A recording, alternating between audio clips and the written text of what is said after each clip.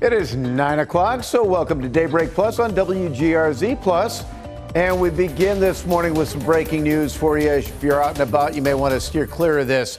A crash may impact your commute this morning. There is a crash on the 90 East just beyond the William Street. Congestion's reported all the way up to the 33 exit. And there's a live look at some of the backups. As you can see, things are moving rather slowly on the 90 East. So you want to use caution if you're driving in that area this morning.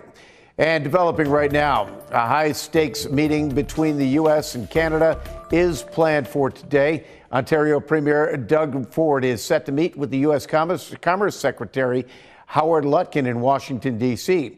As of midnight, Canada imposed 25% tariffs on U.S. goods worth almost $30 billion. This comes after President Trump imposed 25% tariffs on all steel and aluminum imports into the U.S. In the meantime, the European Union is also getting involved. They've imposed tariffs of their own on $28 billion worth of U.S. goods. And within the past hour, we have learned that President Trump is now threatening 200% tariffs on all alcohol from Europe. In a statement on his Truth Social app, he accused the European Union of, quote, taking advantage of the United States, end quote. And as we've been reporting, the tariff dispute has a big impact on Western New York. Two on your side spoke with some local manufacturers, including Rigidized Metals in Buffalo's Old First Ward. They began preparing for these tariffs back in January. They've had to raise their prices by 20%. And they say the prices could go even higher. The tariff is already, just the anticipation of tariffs creates an upward pressure on pricing. So our price increase has already, been going into effect since January. Our prices are already up 20%, both in aluminum and steel, just with the threat of the tariff. So we're very happy that it's not 50%, because that's unheard of, and it could have created some kind of economic pandemic.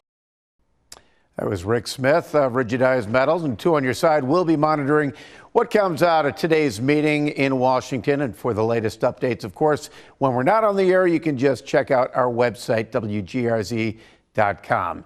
Now, tariffs and prices going up, not good. Temperatures going up. Yes. Very good. We'll take it with the exchange, too. Great. Monday, we had a high of 52. Right. Really nice. Mm-hmm. And then Tuesday, 58. We went downhill yesterday with average temps, high of 40. Yes, we settled. Yeah. So today's going to resemble Monday. Matter of fact, I got a matching high temperature of 52. We'll take that. Oh, yeah. Very good. Dude, January and February were tough. I was... 3 weeks ago, I'm sitting there going, okay, it's going to be a cold parade to march in on Saturday. But now, awesome, looking good. It is looking good. Saturday, the better day of the two, the better parade weather. Yep. Coming up after the break, Kevin will tell you what he discovered in his backyard after the snow melted. That's right. Oh, many. I'm a dog owner. Yes. I'm a dog owner. So I went through a treasure hunt. You got to time it out for cold weather. You want the better pickup consistency. I will spare you the details. So here we go. Today we're not tracking any precipitation, and unlike yesterday I said it was going to become cloudy and a high of 40. Yesterday became cloudy, high of 40. Today, partly cloudy, and I think a high of 52. Okay, easy to remember how many cards in a deck. 32 degrees right now, and I'll get us down for 52 today. This is a bar graph with rain chances for the next 6 or 7 days, and the lone spike really, or the biggest, the most likely shower, most likely day part for showers is Sunday during the day, and I think it's going to be the first half of the day.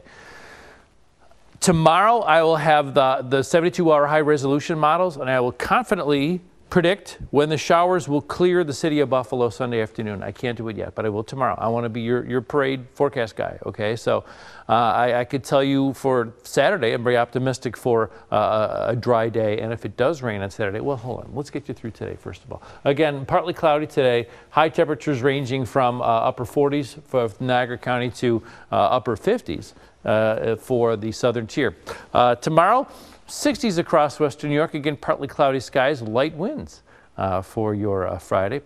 Saturday, we'll keep the temperatures. It'll be on the breezier side, a somewhat robust breeze from the southwest, gusting up to 30 miles per hour.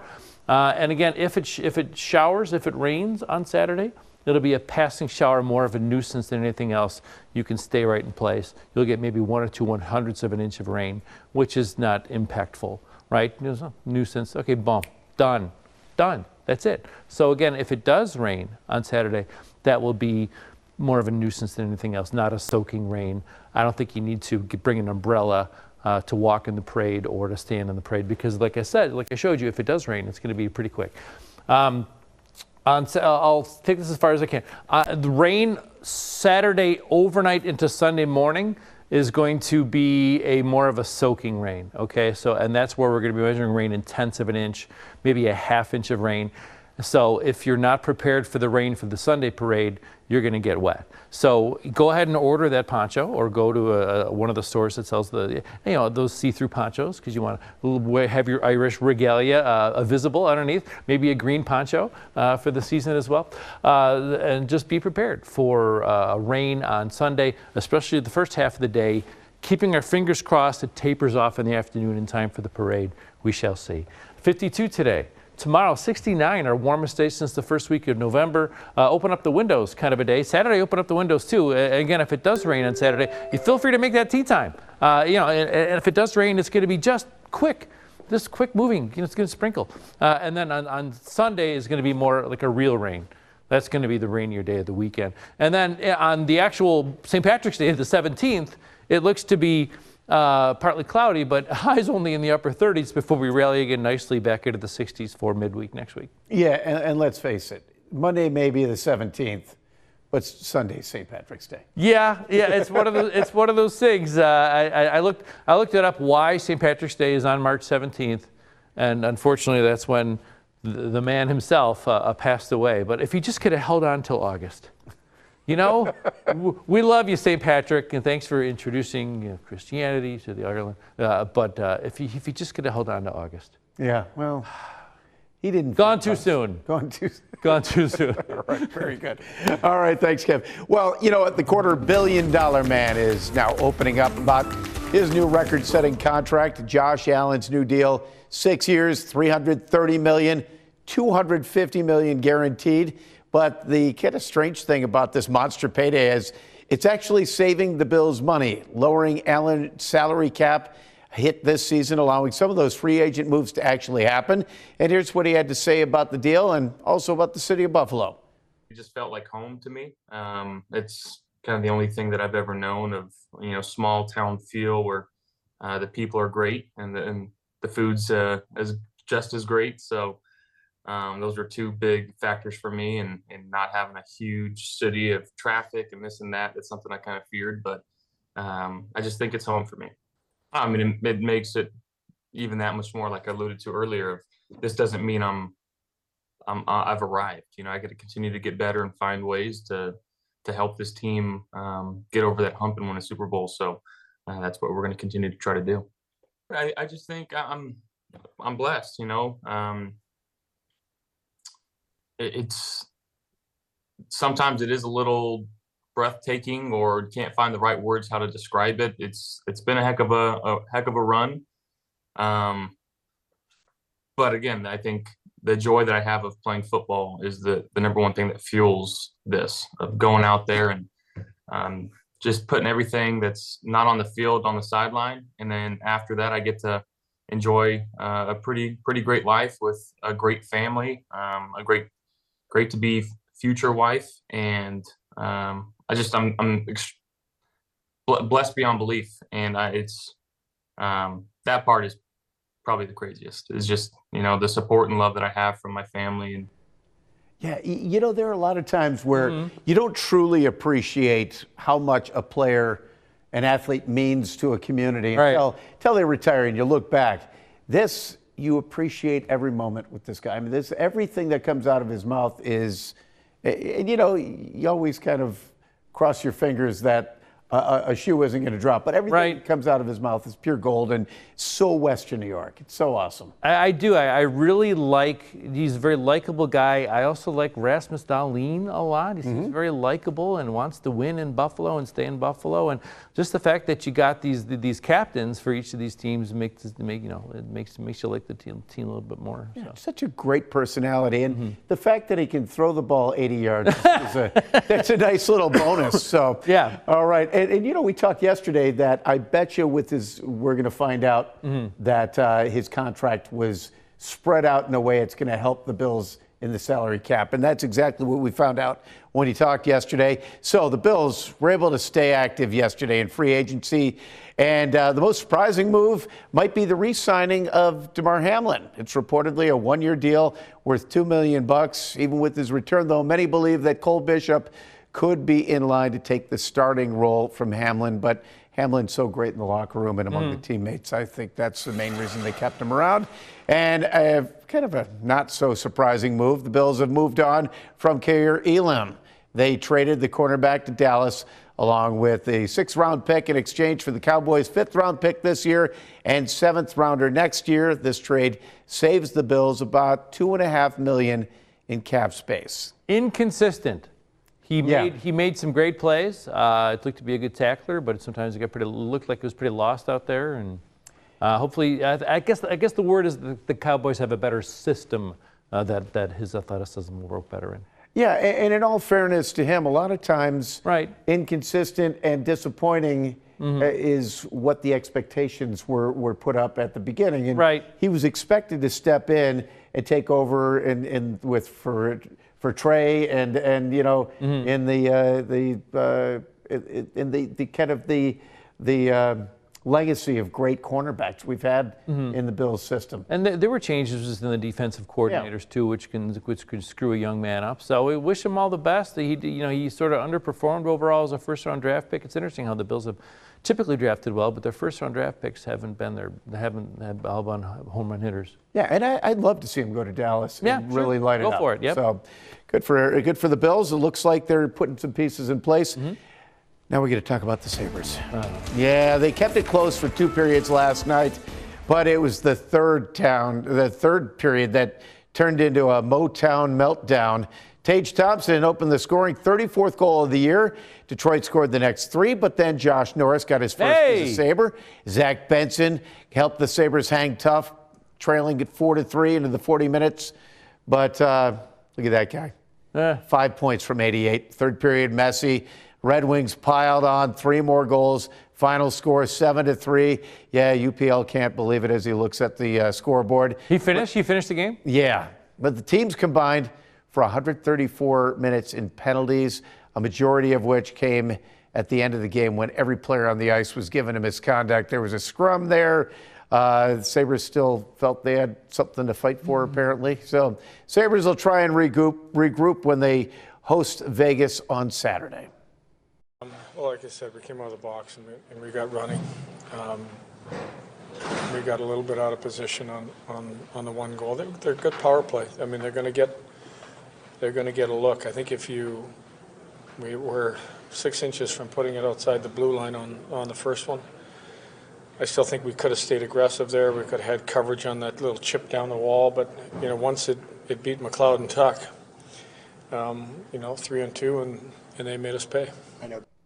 Yeah, and pay and pay and pay. So, and that, Detroit was very hungry going into that game. They lost 6 in a row, and they had felt like they had something to prove.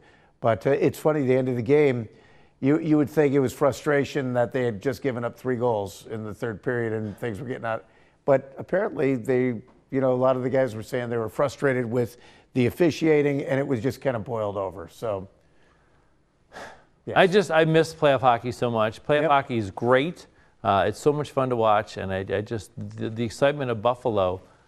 When you think of how excited we are when the Bills are in the playoffs and the Sabres in the playoffs, it's best out of 7, and there's rallies and we people tailgating outside the arena, and it's appointment television, and I just miss it so much. the springtime parties in the plaza, there's nothing better than that. So, and there are some great guys in that room that really deserve to be able to experience that here in Buffalo. I keep thinking we're close. We're 1 or 2 players away, and hopefully they could start hot next year and keep it going. I told Kevin Adams he could break through by drafting a 59-year-old rookie. Oh, there you go. I think there you go. The leadership in the room, I That's think right. that I can bring something to the Popular. table. He's popular with he's great in the locker room. On the ice, but in the locker room, undefeated. Exactly. Kyle Oposo was the father figure. I could be the grandfather figure.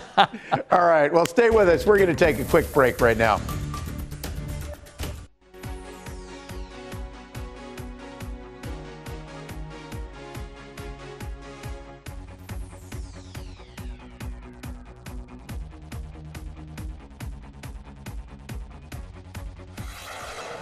All right, well, the UB women's basketball team is advancing in the MAC tournament. The Bulls were down, get this, by 13 in the second half, but they rallied.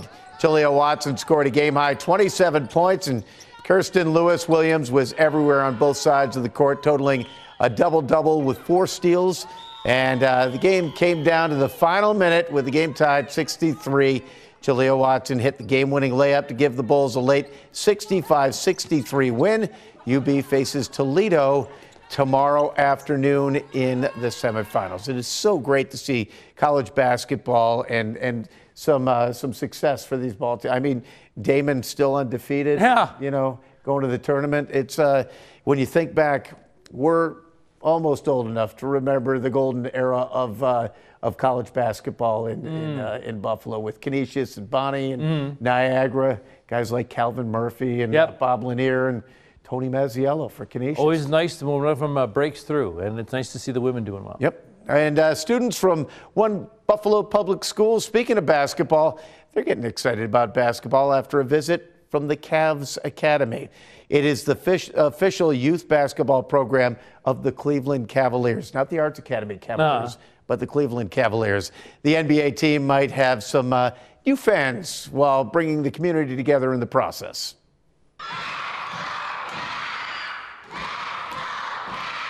The Cavaliers youth sports team visiting 2 public schools in western New York. Coaches led hundreds of students from PS 64 through various drills that teach the fundamentals of basketball. Just to stand back and watch the joy on their face, it was just amazing, and I'm sure it's something that they'll remember for a long time.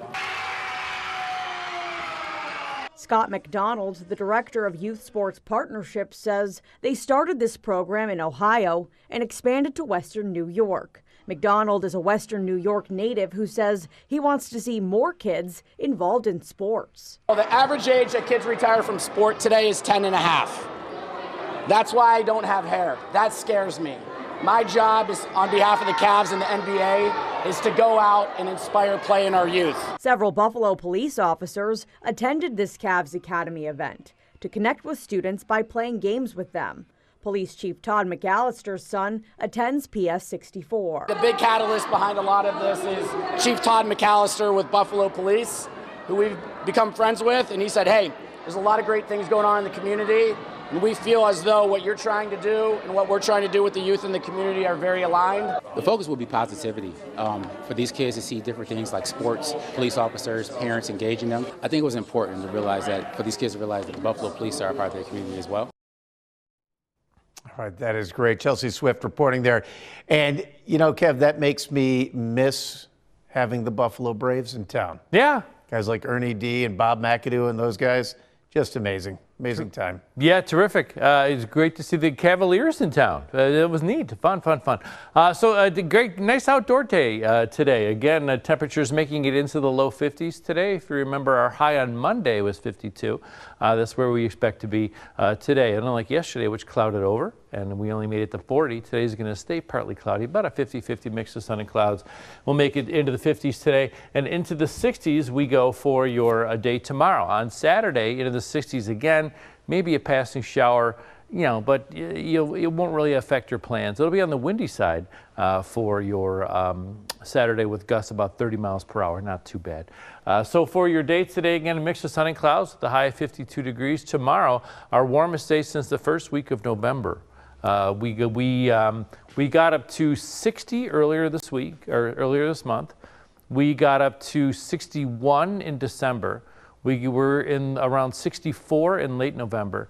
But we have not been in the upper 60s since early November, but we will be there tomorrow. And again, not windy. It's going to be a mix of sun and clouds. And then long range, yeah, we're going to be into the 60s once again on Saturday. Feel free to make that tea time. Enjoy the what's the technical name of the parade? I was at the old neighborhood parade because it's both the valley, starts in the valley, okay, ends in the ward. Okay. And so yeah, so feel free to go, and I don't think you need an umbrella or be prepared to bring a poncho or anything like that. The Sunday parade, man, it kind of stinks. I wish I could move it a couple hours or move the day of it, but I think you need to plan for rain, especially if you're walking in it. You're standing ahead of time, waiting an hour to walk. So what's your organization's plan? Do you have kids? You're going to be standing in the rain. Do you have umbrellas? Do you have shelter for them? Do you have raincoats for them? Be prepared for rain, especially for the first half of Sunday. Yeah, well, I mean, and today and tomorrow, we were talking about basketball. We're coming back to the city above. Delaware Park is going to be jam-packed. Oh, yeah, it'll be the courts on Delaware Park and the Ring Road, it is going to be a very hopping place over the next couple days. Shorts and T-shirt weather tomorrow. Oh, and yeah. Open the windows. Yeah, shorts and hoodies today. T-shirts tomorrow. All right, we are also celebrating Western New York and a new collab that combines two of our favorite things, ice cream and beer. All right. Yeah, Perry's Ice Cream is teaming up 8.6. So that's the thing that jumped out to me, too. Oh. Southern Tier and Perry's are combining to make this new brew, a limited edition cherry pie imperial ale. Tastes like tart cherry, sweet vanilla, and flaky biscuits. I don't know how you get flaky biscuits in beer, but, beer is available on the taps at all of the Southern Tier locations. And, you can also find it bottled up in 6-packs or 4-packs rather there at wherever you buy beer. So 4-pack will do you at 8.6. Exactly right. That's the thing. I always read the bottle. These days, you always have to read the bottle. Look at that. Absolutely. That's 2 4.3s. Exactly if I have this, yeah. All right. And officials are determining the cause of brush fires on Long Island over the weekend. They're calling it accidental, saying it was a sweet treat that led to several of the fires. What? You hear this? Yeah. Suffolk police are pinpointing the source to an area backyard. The police commissioner says that come on. a family was making s'mores on Saturday morning. And apparently embers from the fire combined with strong winds started 4 other fires, and rangers are building containment areas to stop the flames in the event the fires reignite, because it's been dry down there. It's been a dry winter across New York State for a lot of areas, right? And now that the snow's out of there, yeah. So, wow, how good were those s'mores?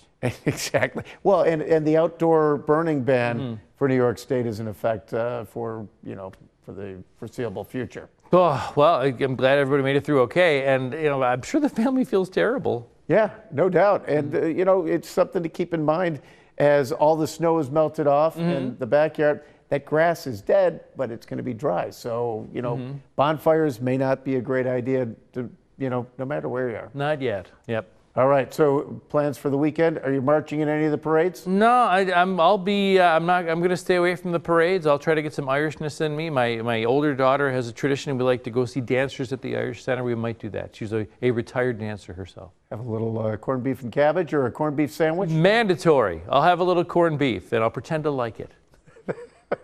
That's right. See, the way you think of fish fries with the coleslaw, I think of corned beef and cabbage with the cabbage. The cabbage gives me something to just shove to the other side of the plate. Can I have some cabbage? I want to throw that out. It's a tradition. Wait, don't cook it. Make it into coleslaw. It's more fun that way. Yes, All but I will keep the corned beef tradition alive. Yeah, and if you want real tradition, make a little Irish stew. We're going to have a family meal on Sunday, and, we've still got one more day to get through, but it's going to be gorgeous. Thanks for joining us on The 9.